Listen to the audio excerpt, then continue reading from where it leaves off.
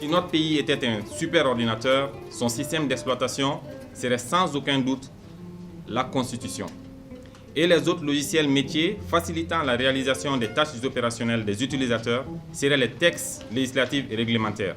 Le peuple souverain du Mali serait alors celui dont le génie créateur a mis en place cet ensemble cohérent et parfaitement compatible au profit de ses enfants. Le défi qui s'oppose à notre pays, le Mali, pour prouver que nous sommes à même, nous avons l'honneur, le patriotisme, l'intégrité, la probité suffisante de sauver notre pays, c'est de tomber d'accord sur une constitution. J'ai dit bien révision constitutionnelle, c'est-à-dire qu'est-ce qu'on doit revoir dans la constitution du 25 février pour sortir d'abord du problème que nous avons. Les révisions constitutionnelles et les modifications des lois électorales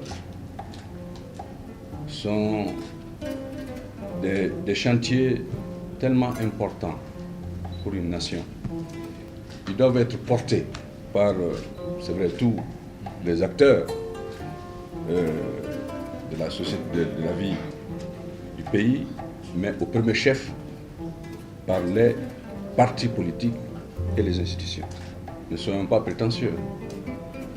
Un pays moderne ne peut pas se construire sans l'accompagnement et l'apport des partis politiques et des institutions.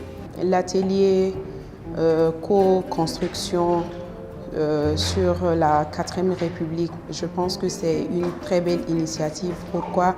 Parce que ça a regroupé beaucoup d'institutions en même temps, les sociétés civiles, en même temps également tous les religieux. Et ça nous a permis de revoir, de faire à peu près une révision de toutes les constitutions du Mali.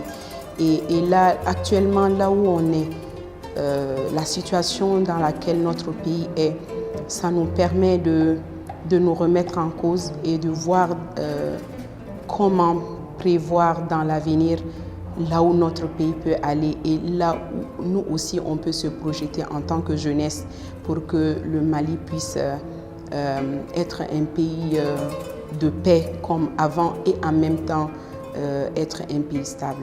Cet atelier de 3 jours m'a quand même donné l'espoir d'un changement positif pour cet État qui est notre nation, le Mali. Puisque appeler les jeunes pour qu'ils viennent dire, sinon donner leur point de vue par rapport à la Constitution, qui est le socle même de l'existence d'une nation, c'est quelque chose de très bien. Nous ne pouvons qu'encourager Tuidi par rapport à ça et puis les bailleurs de fonds qui les accompagnent, à savoir Osiwa.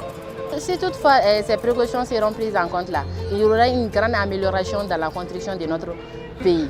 Les propositions qui ont été faites là, je pense que ce sont les meilleures. L'atelier était présidé par des experts et de différentes structures. Il y avait des juristes, plusieurs juristes même professionnels qui étaient là pour superviser l'atelier. Donc ça peut être très pertinent pour une bonne construction en tout cas de la 4e République. Quand la parole est donnée au peuple, chacun donne son avis et chacun sait maintenant après la lecture où les partis qui peuvent être ambigus et les partis qui peuvent être vraiment favorables pour le peuple malien et la nation malienne.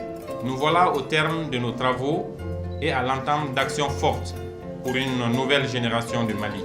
Ce fut 3 jours d'intenses discussions, de réflexion, dans la courtoisie et la franchise sur un Mali nouveau, répondant aux défis du peuple souverain malien d'aujourd'hui et surtout de demain.